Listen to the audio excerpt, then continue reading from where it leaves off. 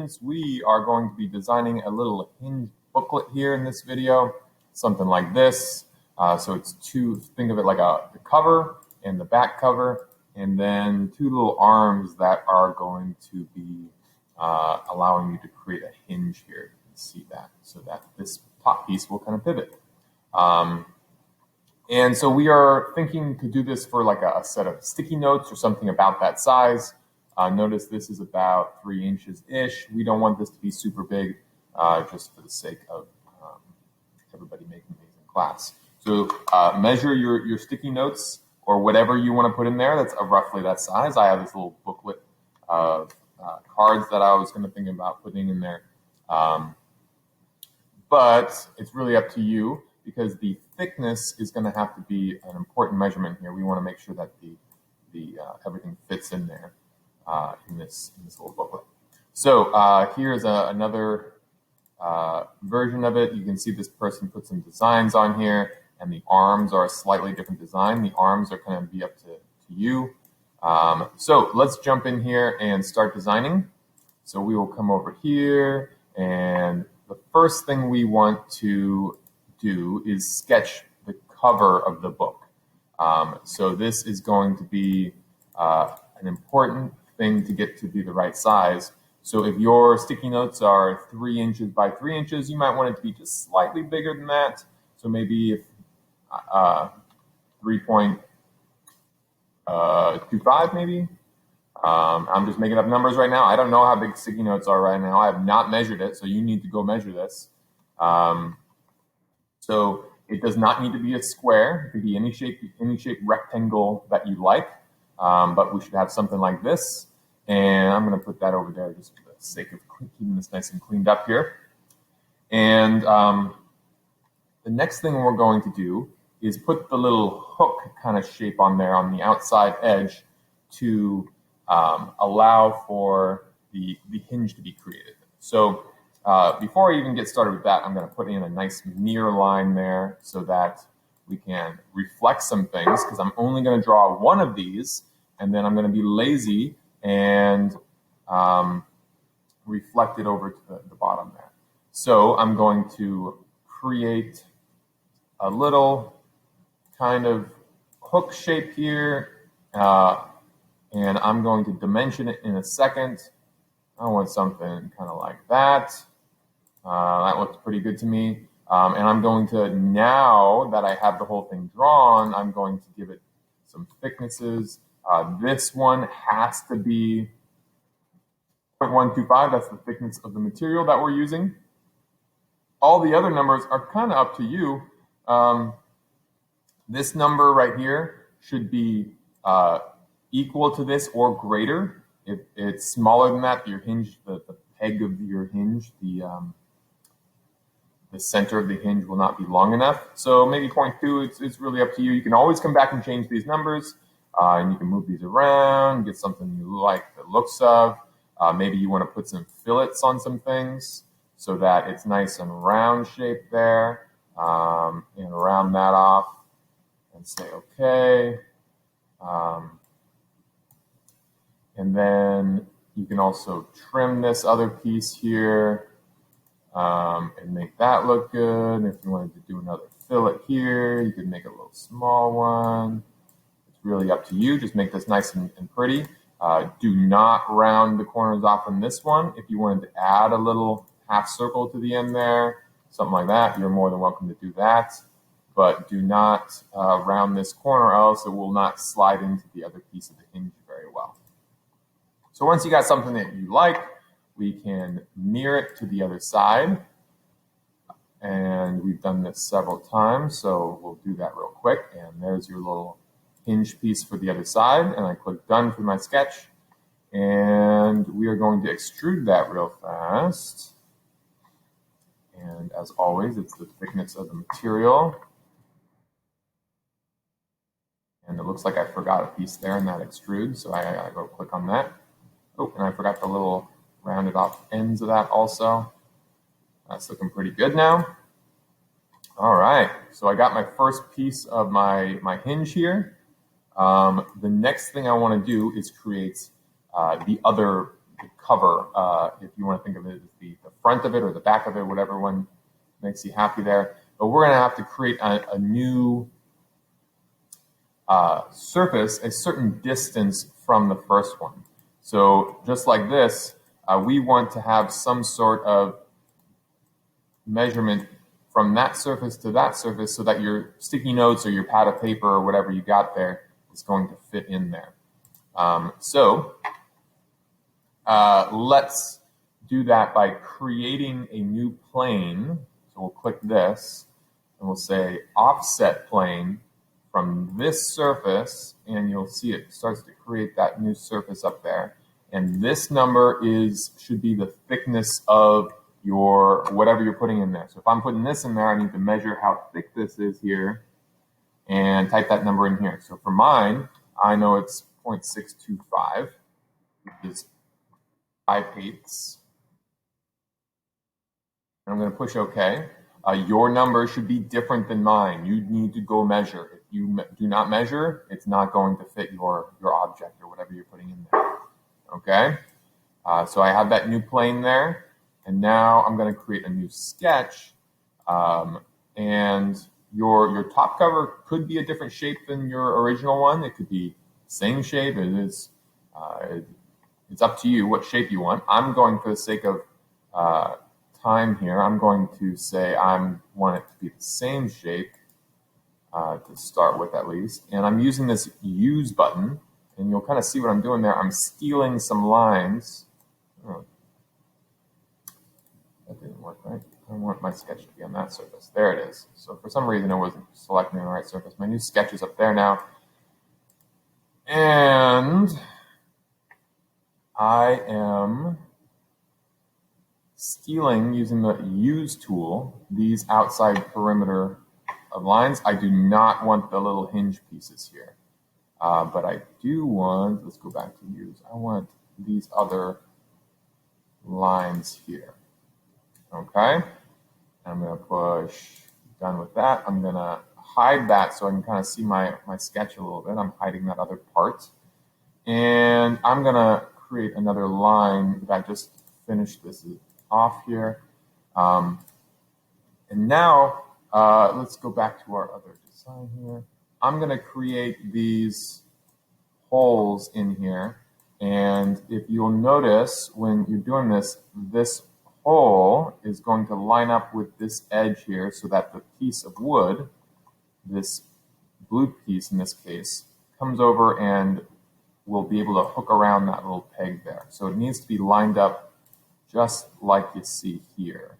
So we will create a rectangle. We're going to go line up to this.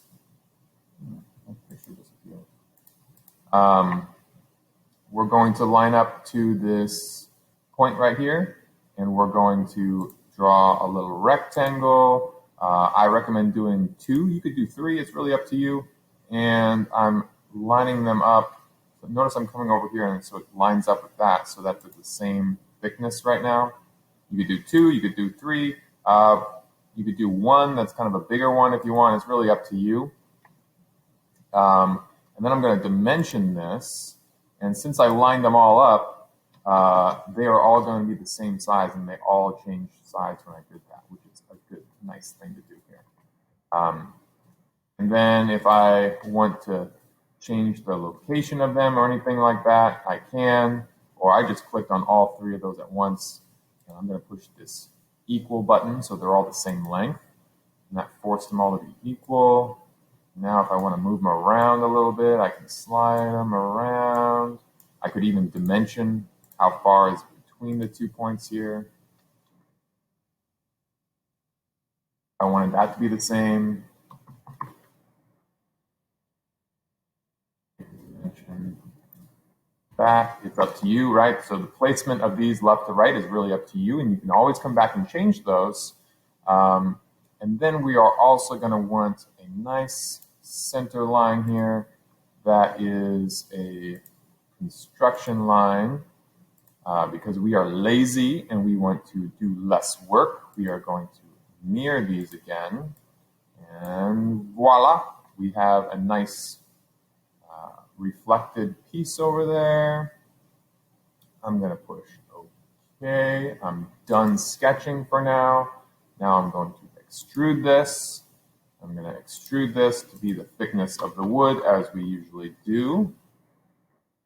And now we will see we have that piece, and I'll unhide that other piece. Look at that. We have the front cover and we have the back cover. All right, now the fun really starts. We're going to make the little hinged pieces. So I'm going to start a new sketch, and this new sketch can be on this surface or this, because they're all lined up here, right? They're all lined up in the same spot here. So you can click on either one. I'm going to click on that one, and I'm going to click this use button again. I'm going to use a whole bunch of these different shapes here, just so I have all those pieces in this sketch. I'm also going to use this as kind of reference there. So I'm kind of getting everything that looks important in this area, and then all the important parts of this, and that's going to be important so that my arm doesn't crash into that. And so it's probably hard to tell which ones I actually clicked on. When in doubt, go click on more than you think you might need. Can't hurt. We can always get rid of those later if we need to. And I'm going to hide these parts now so you can kind of see what's going on. And now we know that piece is going to be the center of the hinge. So we can actually come over here and create a circle that lines up right in the center there. Notice I'm coming over here, lining up vertically, lining up horizontally, and boom, that's going to be the center of our hinge there. So I got a little circle there. And here is going to be the outside of that circle, or that hinge piece. I'm going to go to there. And the reason I cannot make that circle bigger than that is it'll make sense when I unhide this piece. If that circle was bigger than that, it would be crashing into this and it would not work out well. So from there, you really get to design any shape arm you want, as long as it does not crash into this area, because that's the top piece there.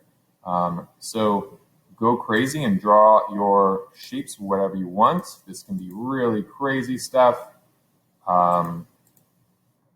If you like something like this, that's just insane and big and weird. But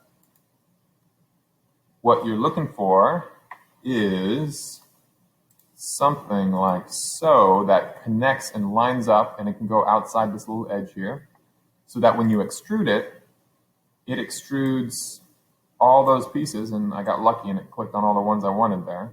And then we'll do the thickness there. And I know that a lot of people are going to try and copy exactly the design I have on the screen right now of this piece.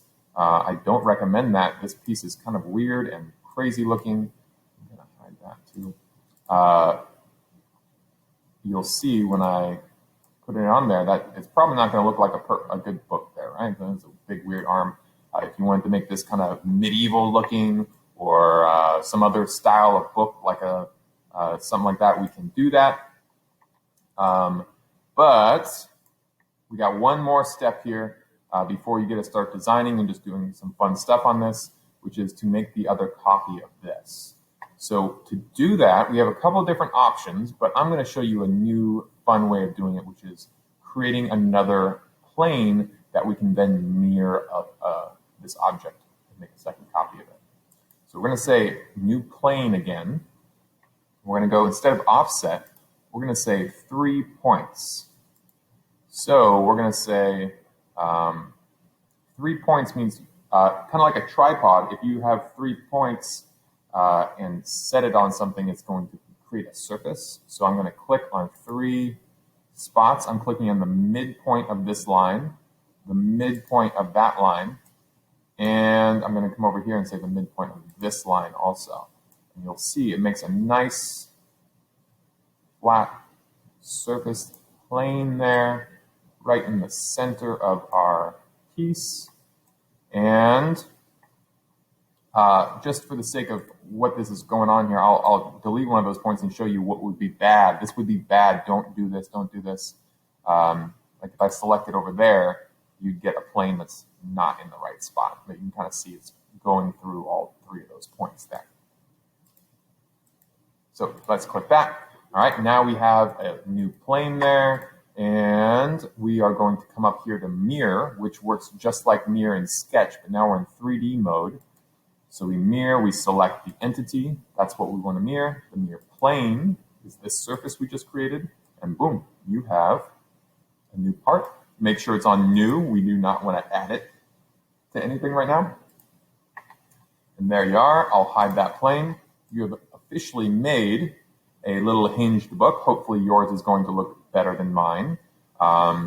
If you want to do some decorations on this, like you have seen in this one here, that would be a super cool idea. Or you can do some other fun things. Again, you can change the shape of this arm. You can always go back and change things there. I plan to make some future videos here for how to do some other fun little things on this or some other styles, so stay tuned, and those will all be linked on the page. Let me know if you have any questions. I'd love to help you out. Bye-bye. See you in class.